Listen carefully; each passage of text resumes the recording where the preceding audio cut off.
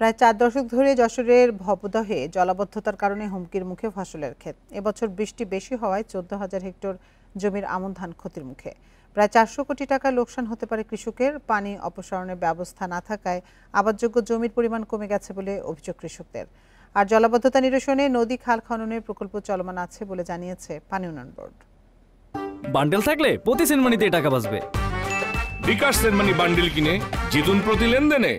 বছর জুড়ে পানির সঙ্গে সংগ্রাম করতে হয় ভবদহের প্রায় 5 লাখ মানুষের। সেচের মাধ্যমে পানি সরিয়ে আবাদযোগ্য করে তোলা হয়েছিল 28,000 হেক্টর জমি। তবে এবছর বৃষ্টিপাত বেশি হওয়ায় আবারও জলাবদ্ধতা দেখা দিয়েছে ভবদহ অঞ্চলে। প্লাবিত হয়েছে ভবদহ অঞ্চলের 52টি বিল। বৃষ্টি অব্যাহত থাকায় প্রতিনিয়ত বাড়ছে পানি। কৃষকদের শঙ্কা, এতে ক্ষতির মুখে পড়বে আমন ধান। ফলন কমে যাবে প্রায় 83,000 মেট্রিক টন। এর তো আপনার বিলের আবাদি জমিতে এখানে জলাবদ্ধতার কোনো কারণ নাই। কারণ তো আপনার ভরে আপনার দিয়ে পানি চলে যাবে, কিন্তু ওই জায়গায় যদি প্রয়োজনীয় নিষ্কাশন না হয় তাহলে জলাবদ্ধতা হবেই। বছর ধরে আমাকে টোটালি দান হয় না, আর এই গের বেরিয়ে হয়ে গেছে, জল ঠিক মতো পড়ে না। কৃষকরা বলছেন, এই বছর বর্ষা মৌসুম শুরুর আগে জলাবদ্ধতা দেখা দিয়েছে। অপসারণ ব্যবস্থা না থাকায় পানিতে তলিয়ে কমে গেছে আবাদযোগ্য জমি। 2 বছর মার গেছে, এর আগে কিছু ধান হয়ে গেছে, 2-3 বছর পর পর ভালো ধান হয়ে গেছে।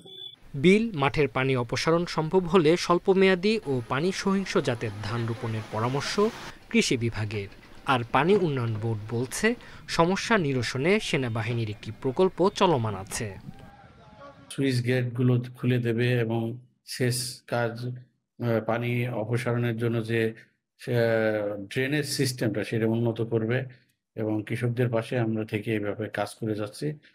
আমাদের অতিবৃষ্টির কারণে আমি মনে করি যে কৃষি জমি অনাবাদি থেকে যাওয়ার সম্ভাবনা রয়েছে। একটা সমন্বিত উদ্যোগ নিয়েছি, আশা করতেছি যে আমডাঙ্গা খাল সংস্কার, নদী পুনঃখনন, অভ্যন্তরীণ নিষ্কাশন, খাল পুনঃখনন এবং রেগুলেটর মেরামত হলে মানুষের এই কষ্টটা আর থাকবে না।